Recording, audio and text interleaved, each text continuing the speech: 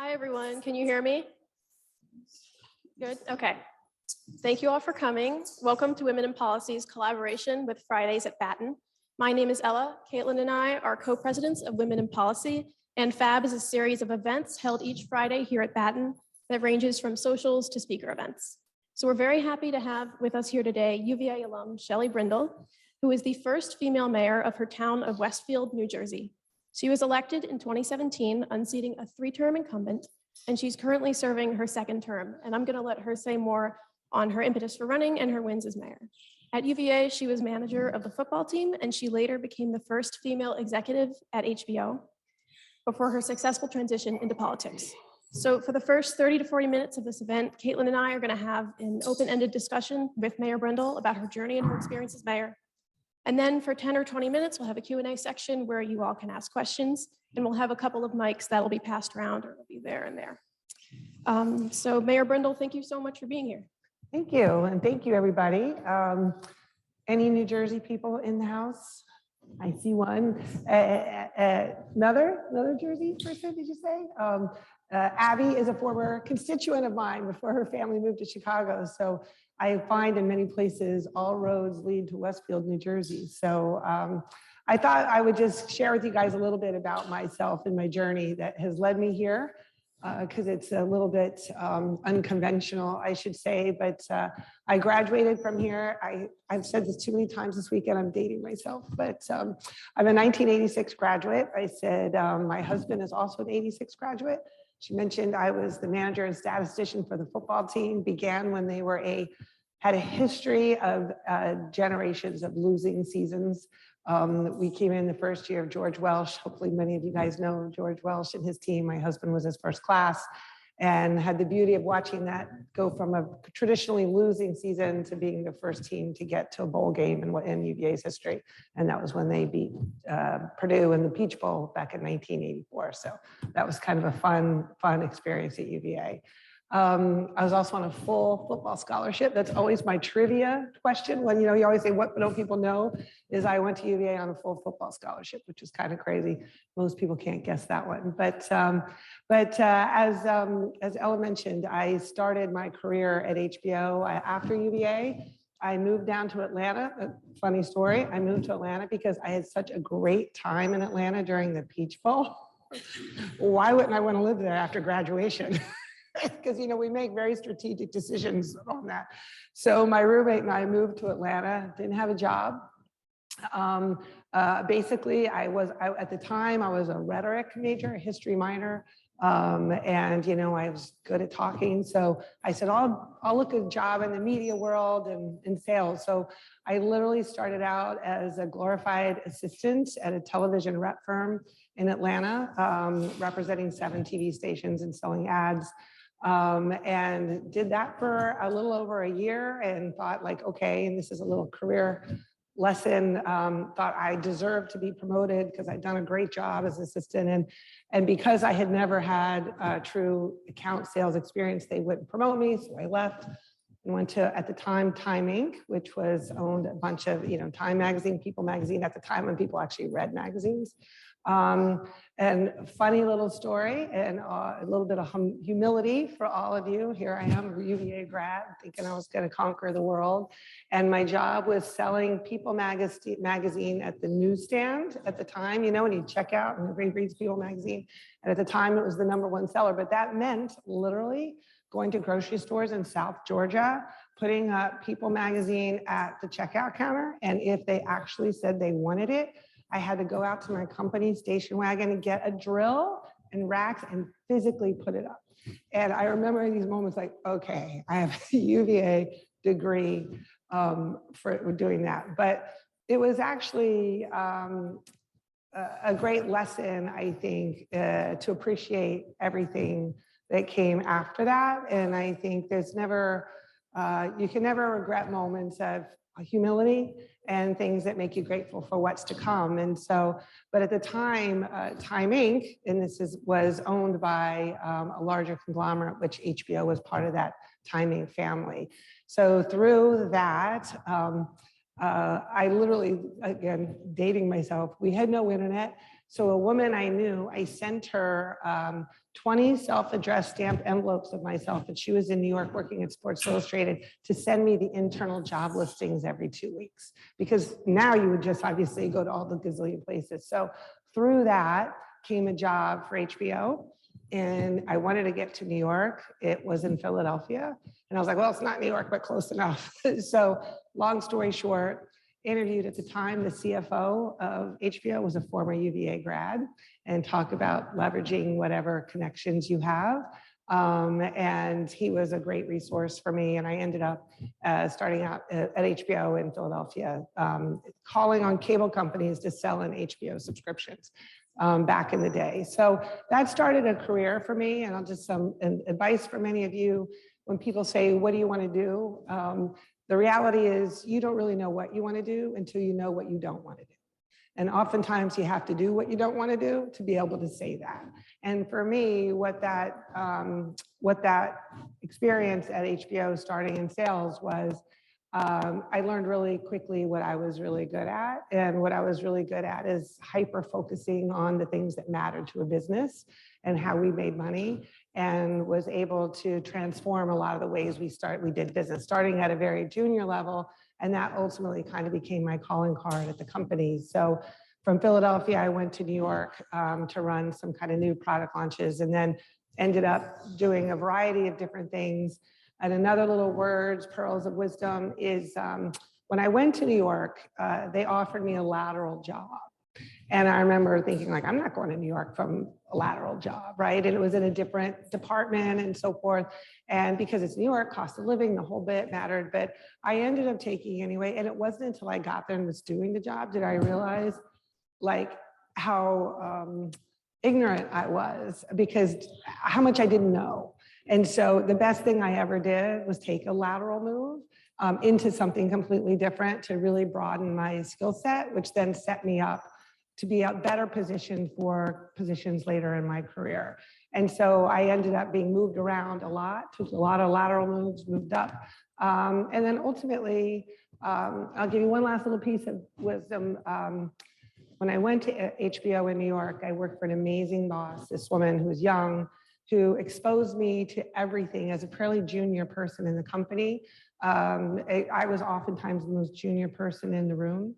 And she ended up leaving to go to DC for a big job. And so they went to go look for her replacement. I was fairly young for that role. But while they were busy interviewing candidates, I was just doing the job. And the reason I was able to do it was because she had included me in so much.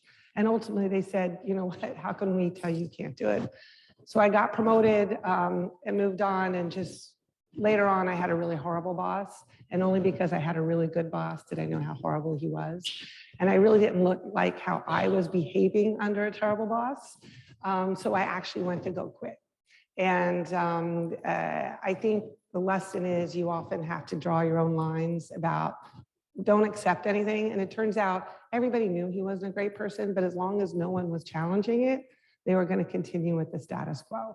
So it was a very pivotal moment in my career. And long story short, I ended up running all the $4.5 billion domestic revenue business, and was the first woman, not the first female executive, but was the first woman on the executive floor, which in and of itself was an eye-opener. So after 27 years, I turned 50. I really wanted a second chapter with more social impact. I didn't know what that was going to look like. I had lived in my town in Westfield, New Jersey for 23 years. So I quit HBO. I figured out what I was going to do, spent more time in my town, was frustrated when I saw this beautiful, vibrant downtown with the many, many vacant storefronts. My town, and I'm a Democrat. Actually, when I was at UVA, I was a member of the College Republicans. That's just so you know. Now I'm a proud Democrat. But at the time, I was frustrated. I also realized our town was a very red town, only had ever been run by Republicans. And there was, I don't even say that as a partisan matter. I say that as a matter of this suppressing of any differing voices in the town, and people didn't speak out because you didn't think your voice was welcomed. And I was one of them. I just didn't even bother.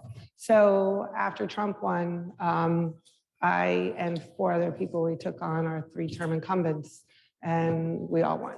And have really set the town. My vision for the town wasn't really one about partisanship, because in local politics, it doesn't matter who fills a pothole. It doesn't matter what, and really I can't honestly think of one thing I've done that you would ever consider as partisan in nature. It's just not. If anything, I'm about lowering taxes, public-private partnerships, and long-term investments. So a lot of traditional Republican conservative principles, I'm all about it. I'm a very, very pro-capitalist. So that all been driven by the economic development of our downtown. So that's what brought me to being mayor. I just won my 2nd term, and once that's completed, I'll have to figure out what's next. So long answer to the story, but. Thank you, Mayor Brindle, for being with us again. It's so wonderful to have you here. I was wondering if you could expand a little bit more on what that catalyst was for you to run for mayor, and kind of what your experience has been and being the first woman in that role, and like what challenges you think you've experienced that were a little bit unique because of your gender. Yeah, that's a great question. So I kind of hinted on the fact that Westfield was a traditional old boys network. So I didn't really want to be the mayor. I did not leave HBO to go into local politics. If that was the path, I probably would have stayed. But as I said, I was frustrated by what was not happening in our town and the lack of a strategic plan for how it was going to be fixed. So I kept asking questions and trying to find people that could resolve it. And then they're like, well, what about you? And I was like, well, I don't want to do that, and it was my daughter, who was a senior in high school at the time, said, Mom, you can't think about winning. You just have to think about making a difference. And just by running, you'll make a difference. Not only because I was a woman, but also when you just raise all these issues and ask the questions, it kind of forces a response from the community. And it really was that moment of, you can't rely on other people to do the work you don't want to do. And I think for many of us that come, and quite frankly, anybody that's coming with a UVA degree is going to be in a fairly privileged place, right? And why running for local politics is not glamorous. It's certainly not going to make you wealthy by any stretch. And so oftentimes we like to complain or challenge a lot of things that they exist, but we rely on others to do the work we don't want to do, and then complain about what doesn't get done. And so as I was in this position, I just left my job. I was, figuring out want to do something with social impact. And I just had to look in the mirror and say, okay, well, why not me? Just because I don't want to do it? Just because it's inconvenient? It's not. So honestly, it was that. And I really was thinking about the example I was setting for my kids and all the other high school students, quite frankly, I was trying to inspire. And so that my campaign, actually back then, my daughter was in AP government, and they had to do this internship between when they took the AP exams, Abby probably knows this, and when graduation was, which is the end of June. So we were able to get all these AP government interns to work on the campaign, and and so we had about 25 high school kids, and technically they could have ended after graduation, but they all ended up staying. And then, so my campaign was really powered by about 50 high school kids. And the beauty of it was we put them in charge of the get out the vote and vote by mail and voter registration. And they started this texting campaign. We got the high school directories for all the previous 4 years, because those are the kids that were in voting age. And they started a texting campaign sending out voter registrations and vote by mail. And what was great about my campaign, we had the highest voter turnout in the state. We had the highest vote by mail turnout in the state. And the voter registration went through the roof. And it was those high school kids that did that. And it was beautiful being able to show them the direct output of their efforts. And for me, going back to why I ran, yeah, I'm very interested in obviously economic development, but when the parents would come up to me and said their children now chose a path in college that was driven by public service. Many of them went on to, NGOs or working in electoral politics. That's ultimately what drives me, because Westfield is a beautiful, affluent town. I do often wonder me spending 40, 50 hours volunteer a week, is this where I could be making the biggest impact?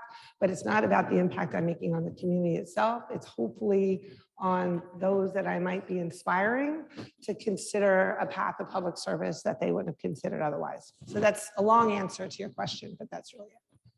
And I think just going back to I know you talked about how you were able to inspire the high school kids to come and work on your campaign, and everything you were doing was kind of for them. I was wondering how you were able to tap into other resources in your community after you've become mayor and while you were running, in order to kind of make the most of a limited local budget. Yeah, that's a great question. So the one thing about Westfield, the level of talent in our community is crazy, whether between CEOs and artists, and we started this environmental initiative. I have the EPA on our green team in Westfield. I mean, they're all PhDs at Rutgers, and so there was that is the resource, and it was a resource that really had never been tapped into. So it's all about, in any position you're in, whether you're in the private sector, public sector, in this position like I am running a volunteer organization, it's about finding that talent. But the trick is, it's one thing to ask people to volunteer, but everybody's busy. You don't want to go sit at a table just doing meetings. You want to see the output of your efforts. And so it was about enlisting people and having a very clear vision and specific outcomes that you wanted them to achieve. And that just becomes this virtuous cycle of getting people to want to participate. So we started a public arts commission, a truly invigorated green team. We have now a Human Relations Advisory Commission that's all about creating a more inclusive community, and all driven by volunteers who are motivated and inspired by the fact that they have an administration now that actually wants to act on what it is they're doing. So the resource is usually all around you. It's about, in our case, it's our community, but it's about how you tap into those resources and put them to work for you. And that's the multiplier effect, honestly, is about empowering those. And that was really my MO, honestly, at HBO. It's about my role in any job I ever had was to make myself feel relevant. And I know that sounds crazy, but when you think about it as a leader, and I think about that as mayor, I'm setting up our staff, I'm making sure that we're automated, we're investing in things so that I can leave and they're all good. And I think that's the role I'm seeing as mayor, and it's the role I played when I was a leader at HBO. Every job, it's about finding really good leadership team, empowering them to make the decisions. And then I would go and say, okay, my work is done here. But that's really, that it's the same leadership principles that I applied in the private sector that I took to the public sector. Speaking to that, I assume you may have had a little bit of culture shock coming from the corporate environment. Yes. And I was wondering, since you had relatively little experience in politics before you ran, what were some of the first lessons you learned when you went into municipal government? Yeah, I was talking to Mark, the technology guy, about it. Imagine, coming from a preeminent media company where everything that HBO did, we prided ourselves at being best in class, and from technology to programming to anything. So that was and we would spend whatever you needed to spend to do that, but we were able to charge more for our brand because of that. And we are also really profitable. So imagine that's the world I come from, to landing into the mayor's office in town hall with the dust on the curtains, the holes in there. And I was saying, we're on a GoDaddy email platform. And that's when I'm like, oh no, I'm not in Kansas anymore. So it was a matter of, I don't want to say dialing back my ambition, but it was a matter of being realistic about that. And you have to be really careful. And any time you go to a new culture, is not being dismissive of how things were. And, especially when you inherit a new, if you come in a new leadership capacity, whether you're junior, senior leader, whatever it may be, you have to be very respectful of the people that you're around. And I remember even at HBO, when I inherited a whole new organization I felt stuck in the prior decade, I said, you can't fire everyone, but you can inspire everyone. And I think your role is to take a look at the people that are around you and figure out how you can inspire to do bigger things. And that was really kind of my lesson in town hall. I was like, oh no. But what, you have to evaluate what resources we got, who are the people that you can rely on. And it's taken longer but I look back to where we were, and people are motivated. Like, you think people are complacent. I don't think people generally go into work and say, I feel like being like mediocre today. I don't think that's how we're wired. I think most people want to go and feeling like they're valued, they're contributors, whether you are a Department of Public Works person or whether you're a leader at a company. You want to feel like you're making a difference. And so I had an obligation to see how I could create an environment where all those people felt like they were part of that. And then, because I wasn't going to be able to change everything, the magic of how it was going to change was within the people in town hall. I also learned as a politician, you think I would be most obsessed with what the public was saying and doing. But I wasn't going to be able to serve the public if I didn't have the employees that were motivated to serve the public. And so my focus initially was always internally, not externally, was how do we create a culture? How do we inspire employees? How do we create moments of them, because they're the ones that were really touching the public all the time. And once that happened, they took ownership. Like, I would then start hearing from the public, oh my gosh, I can't believe what you did in this park. I was like, did we do that in the park? But it's because they now felt like they were acknowledged and rewarded for what they did. So they started taking ownership and a lot of initiative on things. And that's what the public started to see. And that ultimately comes back to benefit the administration. But most politicians are very short-term focused.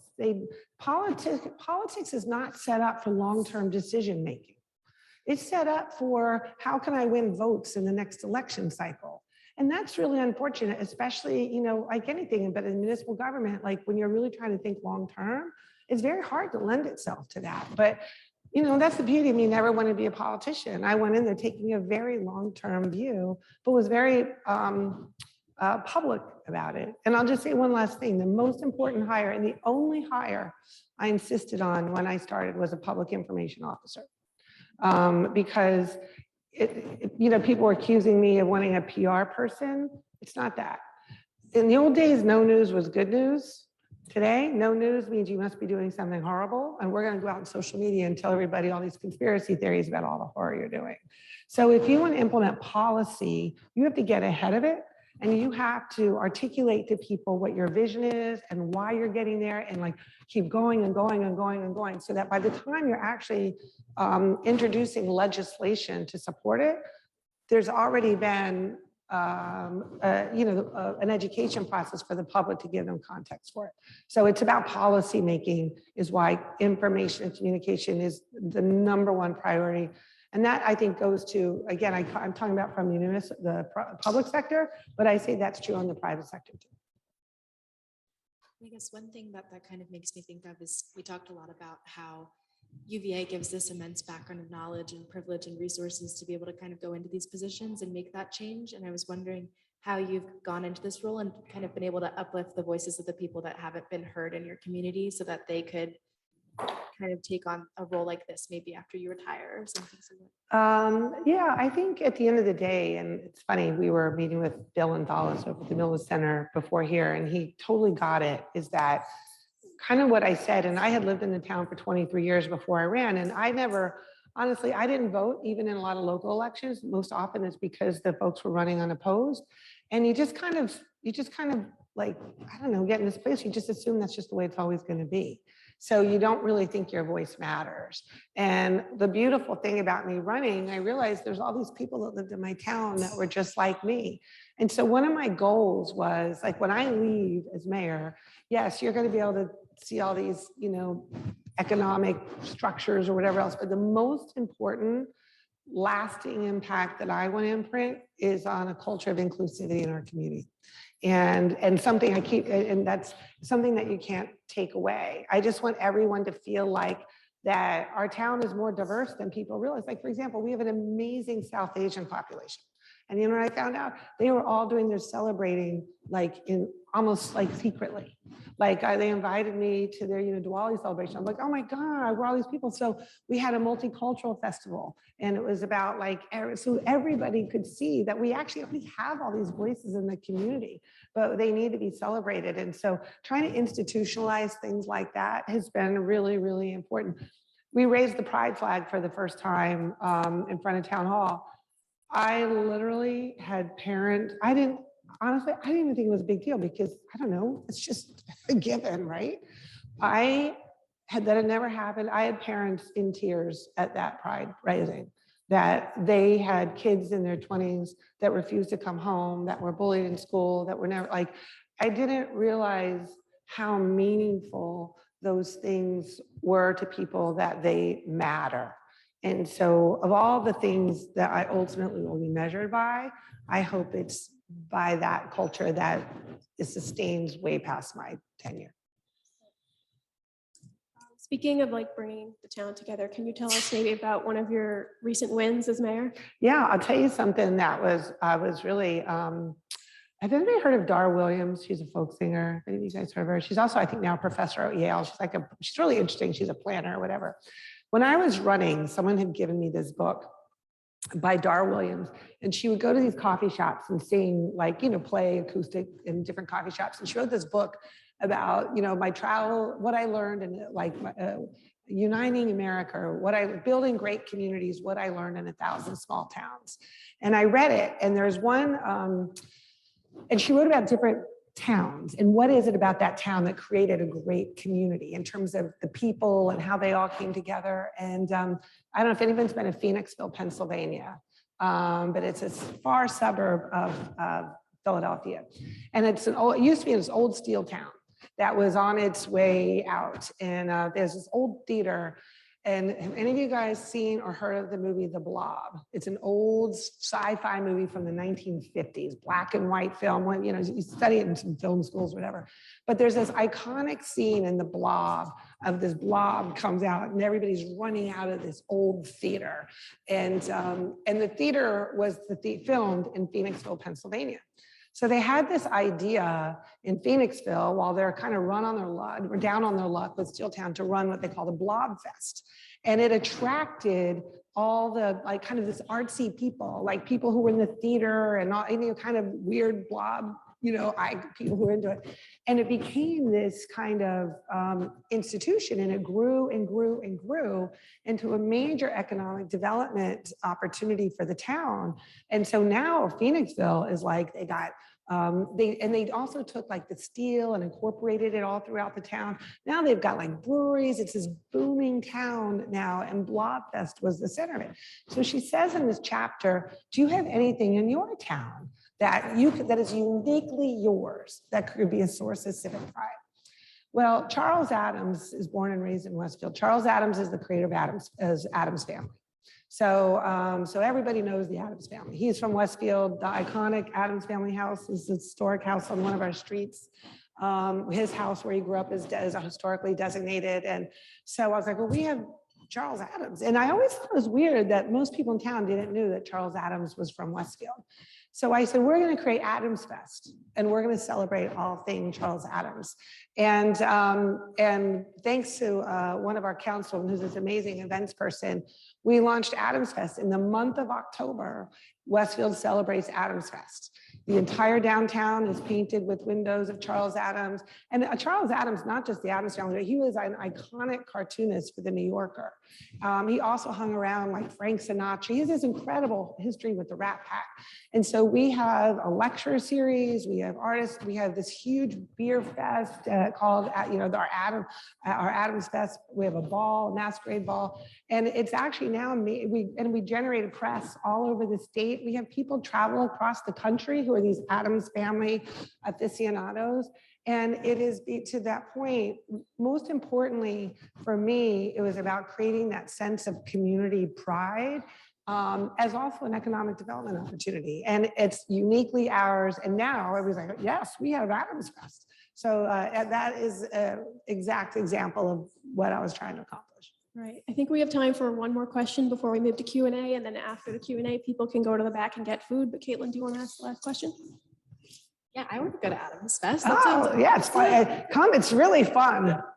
I guess I know that's one really good example, but you have so many stories. Is there another one about a success in your town or a project you've been working on that you'd like to share with everyone? So, yes, I mean, it's really interesting. Like, I have to say, being mayor, it's pretty good. I have a love-hate relationship with being mayor. I told you I like the job. I don't really like the industry. When you're a mayor, you are on the front lines of everything. You talk to legislators, whether they're state or whether they're federal, they'll tell you, I'd never want to be the mayor.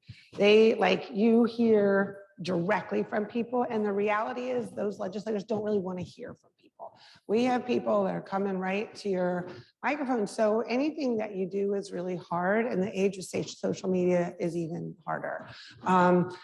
In the private sector, I was always a bit of a change agent at HBO, and you kind of lay out the vision and you get people, and if people don't disagree, but guess what? They get in line because it's your job, right? To kind of move. In the public sector, you go out, you have vision, you try to get as much consensus as you can, and those that disagree, go right to social media and tell everybody how awful you are. So it's, you have to have a very strong clarity of vision. And so the big project that I mentioned that I was working on was, so we have this old iconic Lord & Taylor in Westfield, like adjacent to our downtown. It sits on 7 acres. It's a 150,000 square foot building. I knew when I was elected, it was operational, but I knew in 2018 that Lord & Taylor was not going to last very long. You just don't have to be an idiot to know that those freestanding department stores are kind of not happening. So I started reaching out to Lord & Taylor, and eventually the Hudson's Bay Company is the owner of Lord & Taylor and Saks and a bunch of other ones, and eventually led me to the chair of the Hudson's Bay Corporation, where we had kind of a meeting in his office. And the irony is I was so much more comfortable on the executive floor of the Hudson's Bay Corporation than I am in my town hall office. It's just felt very familiar to me. And we laid out, he liked actually that I had come from the private sector, but we had this very aligned vision of the future of not only his, those 7 acres, but what the vision for our town to make Westfield really relevant to your generation. A very sustainable, walkable, eco-friendly, bike-friendly downtown with all kinds of a live, work, play environment. So that started in 2000, and that first conversation was the end of 2018. And we've had teams of people working on a 14-acre redevelopment project, which was introduced to the public in September. And as you can imagine, there was a generational divide in our community. Those that live there forever, it's just like, I want colonial Westfield to stay colonial. And the newer folks that have moved from Brooklyn and other places during the pandemic were all for it. But I had a very strong clarity of vision. It's why I ran. And I luckily had our council. So we just approved that project 2 weeks ago. It's a $450 million private investment in Westfield, $60 million of public improvements. It's 300,000 square feet of office space, and all the most sustainable development in the state. It's going to be, we like to say it's going to be kind of a national role model for Main Street communities, but that has been the big thing. The opponents filed litigation yesterday, which we fully anticipated, but it's hard, and it's very rare in local politics to get something like that across the finish line, because you have to have a tremendous amount of fortitude and tenacity and confidence in your vision, because it is not hard. It is not easy to sit. And the only people that really show up and scream are the people who are the biggest objectors. So it's so much getting to yes is so much harder than saying no. So saying no is easy. So, but here we are. It's going to be great. Come visit.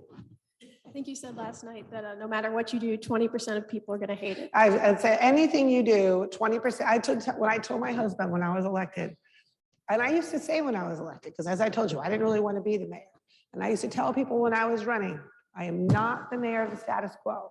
If that's what you want, that's your guy. It's not me. Because I wanted people to be really clear. Like when I didn't want to just make the trains run on time. It's not what I do. I wanted people to understand what they were voting for. And so what I did tell my husband, by the time I leave, I'm going to have ticked off every single person in town. Because when you change, and especially locally, as I said, it's not partisan. What I just mentioned to you about the economic development, there's nothing blue or red about that, right? And the one thing I did before that, I ticked off all the Democrats. I'm putting in turf fields in town. Every sustainable person in the world came out and said I was killing their children. So I will have ticked off every single person in town, regardless of their political affiliation. But honestly, that's how you know you're making progress. Right. I think that's a very interesting approach. And now I think we can move to a Q&A. If anyone has questions, they can. Sean, do you think they should go up to the mic, or do you want to give people the mic? All right, I'll try to be quick. Okay. Sean will come and hand out the mic to anyone who has questions. Thank you. Hi, thank you so much. I'm Sophie, and my background is actually in local politics and urban planning, and I served on a planning commission. Oh, I love that. Where? Yeah, love local gov in Eugene, Oregon. Oh. I worked for City of Eugene, and then I Oh, you served did? in City of Springfield. Right next to it. Amazing. So yeah, my question is, I loved when you talked about making local government a place for newness with the high schoolers running your campaign. Because I think that local gov is the most accessible and tangible type of government, but the least sexy. Because being involved in local government takes a lot of volunteering, whether it be on a commission, some mayor positions, lots of city council positions, and a lot of young people can't afford to do that. How have you continued involving young people in Westfield in your local processes and in your staffing? That's a great question. And by the way, I'm a full-time volunteer mayor. So, I don't get paid at all. And it's, and I just, as a side, I actually think it's kind of dumb, and not because I could use the paycheck. It's about what a privileged thing, right? We're so privileged, we don't need to pay our mayor. And what you're saying is only those that could actually be in a position to serve can serve. That's why I don't like it. And just one other observation, which you're absolutely right. So my daughter, who was the one that got me into this, she interned then for Senator Cory Booker a couple years after. And she would tell you in that experience, which was an amazing experience, that she would take local government over the federal government anytime. And she said, because to your point, the ability to impact people's lives and take real action steps is so much more tangible locally. She said she saw people toiling on environmental policy in the government for years and years that were never going to see the light of day. And she's seen locally, it is pretty remarkable. Like, I have some young entrepreneurs that wanted to start a craft brewery in town. And I'm like, our ordinance didn't allow it. And I'm like, oh my God, they consider it manufacturing. So you know what we did? We introduced an ordinance, we pass it. 8 weeks later, I was able to say, guess what? You can now open your craft brewery in town. And that's amazing, right? That you have the power to do that. So to your question, and I agree with you, getting the high school kids involved. So I continue to work with the AP Gov because that whole intern program is real. And so we're also, it's so funny, I just got an email from a high school student today. I've started a high school mayor's advisory council. And so, and you need a couple kids that are interested. And so I'm going to meet with them every month and just get them to understand, understand what their needs are. It could be anything from parking problems at a high school or sustainability or so forth. But I think understand, their voice needs to be represented. And so it's really important to me that we're building a town for their generation. So that's how we're doing with the high school advisory council. And then I also reached out to the, what we're doing on the planning side. I saw this thing on Facebook that the high school took, they had the architecture class went somewhere. Well, that development that I just mentioned to you, they built a whole storefront with this huge 19 by 19 square foot 3D model of the town in miniature of all the proposal. Well, that is such a learning tool, right? So they're going to bring the architecture school classes and the planning classes over to the preview center, and we're going to bring in our planner and stuff to inform them. And, I'll be honest with you, there's a bit of selfish environment too, kids have parents, right? And so some of this, and I've learned, parents tend to be the most, oh my God, that's scary. But the kids are like, this is amazing. They go home and tell their parents, that's amazing. And parents are like, oh, maybe it's not so bad. So that's how we're doing it, is working through our school district to educate them. And like, for example, our green team, we have a volunteer liaison on the team, green team. I started a mental health council. We have a high school rep on the mental health council. So we make sure that all those things, that there's some representation in each of the things that we do. Great question, though. Thank you for being with us, Mayor. I'm Colin. I'm also a master's student coming from the other side of the Delaware in Philly. My question for you is, where was your corporate perspective becoming mayor most helpful, and where was it a bigger hurdle? That's a really good question. I think I'll tell you where, going back to some of the things, like, for example, where it's not helpful, which I thought it would be. Okay, I mean, I kind of position myself as the Bloomberg of, like, I'm of Westfield, right? Like, I'm a private sector person. I'm a capitalist. You know, I'm socially more progressive. I think, you know, quite frankly, where I think most of America is. And so I thought me running my big $4 billion P&L was going to be like, okay, anybody that knows anything about municipal finance knows there is nothing at all that correlates from private sector to public sector. It is like a crazy, crazy shell game. So for me, the biggest learning is the things I thought I was going to be able to bring over that don't translate. But fundamentally, what does translate kind of goes back to what I teach in, is really the principles of leadership. And it goes back to, because there's this rap, and I'll be honest with you, I thought it too. When you think about government employees, especially municipal employees, you think, okay, they're like there for their pension, they're collecting their union, they're not really, you know, they're not going to show up. But as I said, I can't reward them with probably significant big raises or bonuses. It's not, I can't do that. But you can reward them with a culture where they feel like they're making a difference. And I think that's kind of the leadership style I had at HBO. That's probably been the most transferable in terms of what it's helped. And the biggest thing, which I didn't appreciate, is weirdly, you think, how does a media background, you know, transfer to government? I hate to say it, but, you know, look at what Donald Trump did with his kind of background. Like, everything is very public now. My ability to be able to sit in front of, I have been on the news more than I don't know what, everything seems to land in Westfield. If you guys watch The Watcher, that was in Westfield. Like, everything is in Westfield. It's crazy. And so I've been on the news more than I ever wanted to do on New York. And luckily, my background as an executive and coming from a media and understanding brand, like HBO was very hyper focused on our brand. Like, everything was out, does it support the brand? So when I came to Westfield, I thought Westfield was like a brand.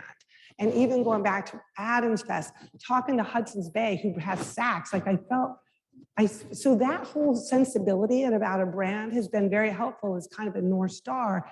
Does this serve the Westfield brand?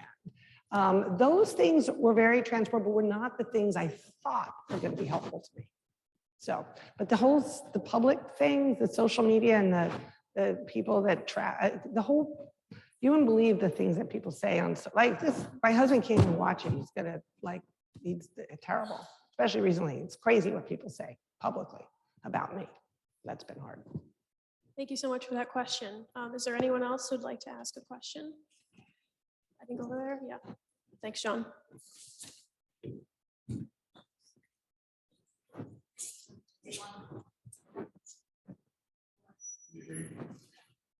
There you go. Hey, my name is Ariel. I'm also a master's student. I'm actually from one of those small towns in South Georgia. You might have put a. What's the name of it? Thomasville, Georgia. Oh yeah, I know Thomasville. I've been there. Yeah. Earlier on, you mentioned kind of when you were starting out in your career, how you were able to kind of carve out a niche in HBO, and, you know, as a woman. Can you speak to more about how you were able to, like, identify that and then brand yourself as that? Yeah, it's funny. It wasn't really that intentional. I'm going to do that. I just kind of discovered, like, that's just kind of, that's how my brain operated. And I'll be honest with you, like, when I was here, I didn't get into the comm school, which is so ironic, right? And it turns out that the skills that I have like back in the day, I don't know if they still do, it was about accounting and finance. Those aren't my skills. I'm a really big picture person, able to focus on the things that matter and then get to the core of how to drive that. That wasn't something I realized I did until I started HBO. And I remember, like, I was in charge of driving subscriptions and revenue, period. That was the other day. I'm like, okay, like, what do we need? Other people would be focused on all this fluffy stuff. And I'd be like, okay, well, how's that contributing to that? And I found out, like, I actually had all this, I had all this extra time, but I was delivering the best results. And so I learned, and other people saw that too. And so because I had this time, I was just really hyper-focused. So I would say to all of you, most importantly, understand what your deliverables are. But I don't even mean you as an individual. Understand wherever you work, whether it's a consulting firm or NGO, whatever it may be, understand what are the deliverables of the organization, and then figure out what your role is in driving that. That is so important. It's not only important to help you prioritize your time, but when you go into a performance review, you always want to be able to talk about your contributions in the context of the larger goal. It provides management really good, like, oh, this person really gets it. And I think that's one thing I couldn't have told you that when I was in college that I could do that. But that just became, once I got into a P&L type of role, that's what I do. And then I moved, by the way, outside of that, then I ran like marketing and research. I ran non-line, like, real line. When they put me back to run revenue, I was a little scared by that. Like, oh my God, because you're on the hook. But I discovered I loved being on the hook because it provided such clarity about, okay, I got to deliver what, $4.5 billion? Okay, this is how we're going to do it. And then if it wasn't, it provided such clarity for me. I love the accountability of having a P&L.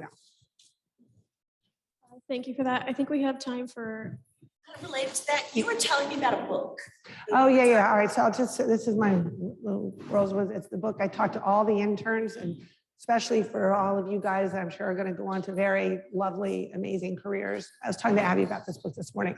So the one thing I never, ever aspired, I didn't start my career at HBO and said, oh, I want to be in the C-suite. I actually thought I'd want to run a flower shop or something.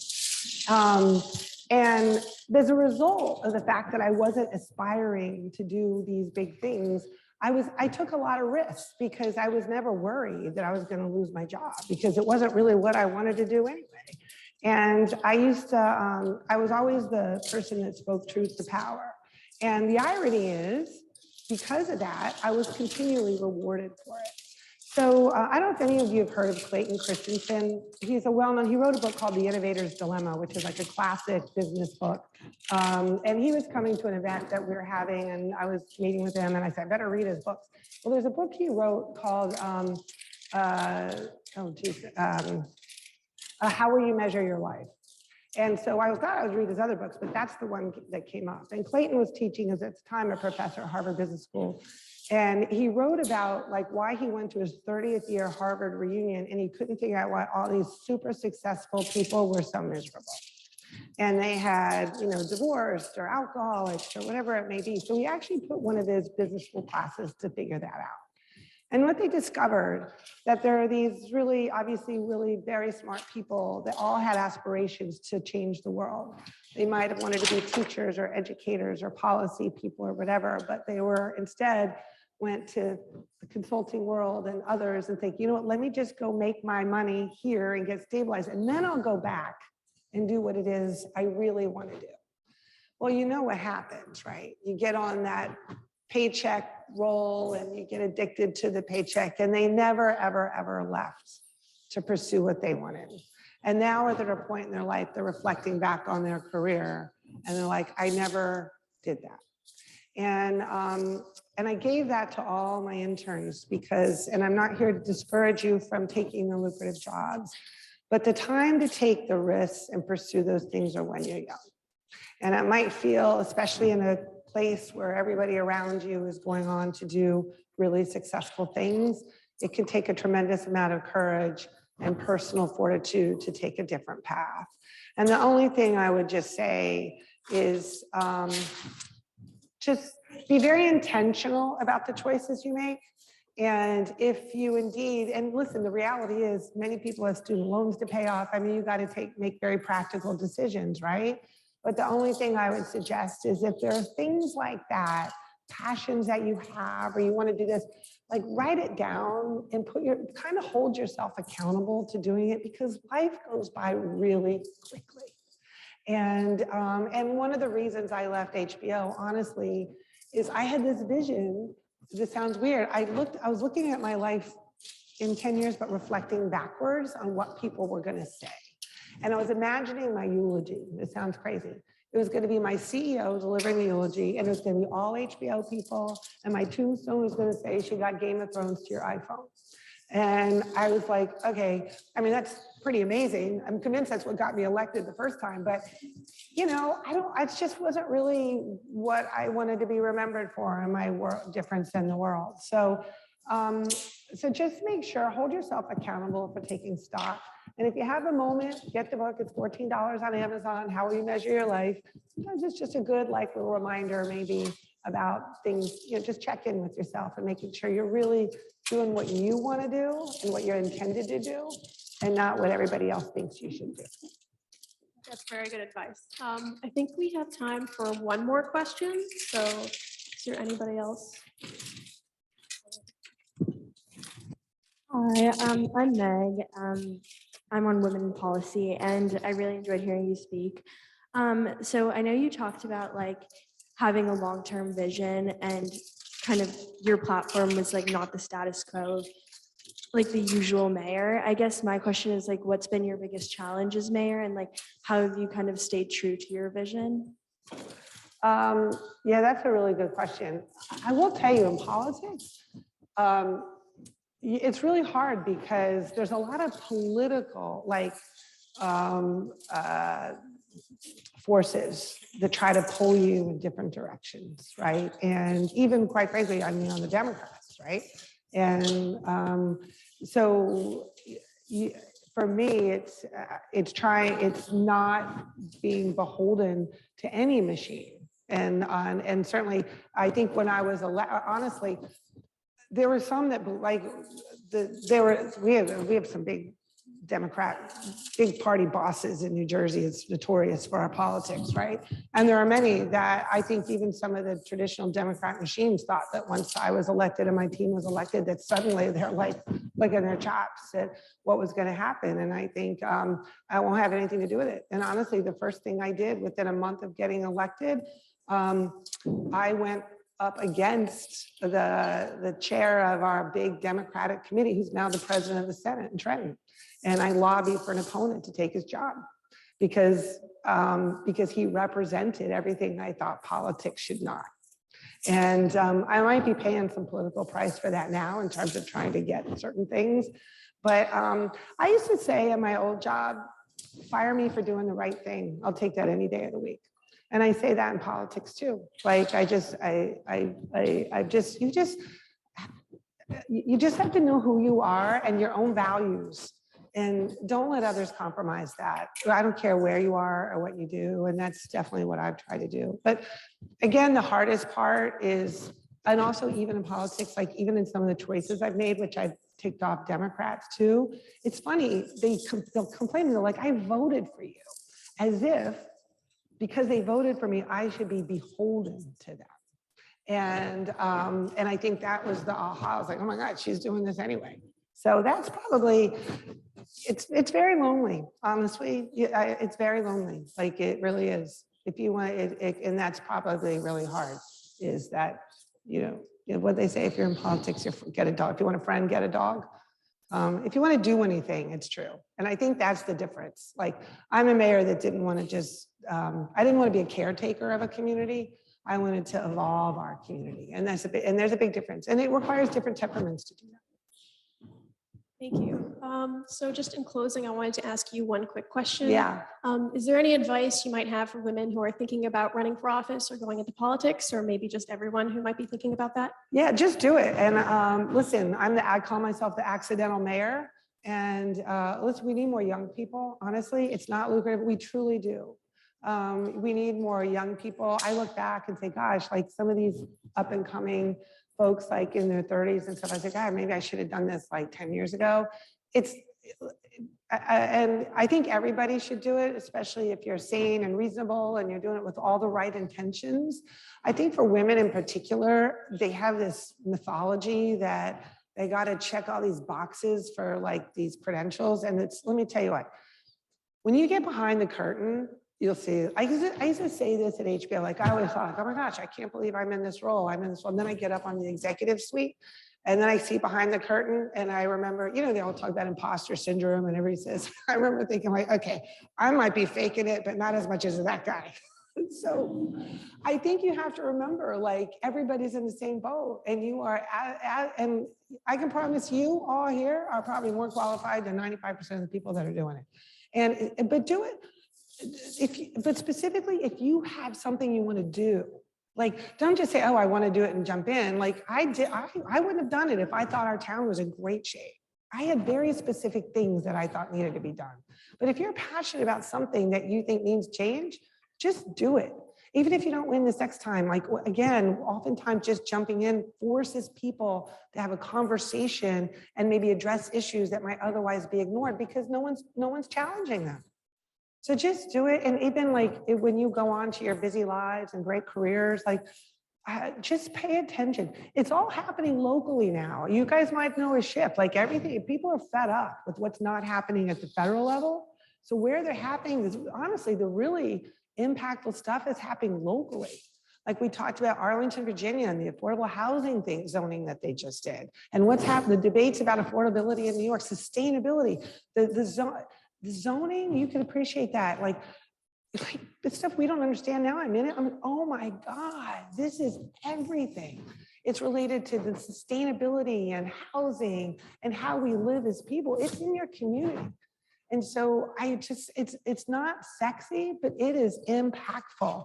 And the more informed you are, the more like, I can never like go away and just pretend I don't like, I know I can't unsee it. And now everywhere I go in every community, I'm looking at like, I look at every zoning thing, understanding like, wow. And it also, you look at how communities have been formed and it's based upon a lot of historic prejudice that people don't even realize. So we're all talking about these big federal policies about, you know, reparations stuff, which are all good, but you have to understand the basis of all of that stuff has happened locally. And so that's what I'm a part of this big executive women's network and all these powerful women. I'm like, I'm trying to get everybody to pay attention locally, because if there was a movement to get people to start paying attention locally, to have really smart, informed people, it would be amazing the changes that we could make, really, while all the federal folks are, you know, fighting over stupid stuff. That's my advice. Thank you so much. I think this discussion has been very insightful for everyone. I think we have something for you. Caitlin, do you know what that is?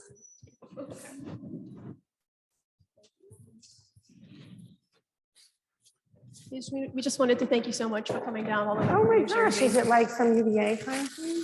Is it good? Well, I was hoping we'd be coming and we'd be cheering on like a Final Four kind of thing, but clearly that's not happening. Maybe next year. Oh, fantastic. UVA Batten glasses. Thank you, ladies, so much. You guys have been terrific. And thank you, Linda, for coordinating. And thank you all for coming today. It's been great talking to all of you. Thank you so much. Thank you, everyone.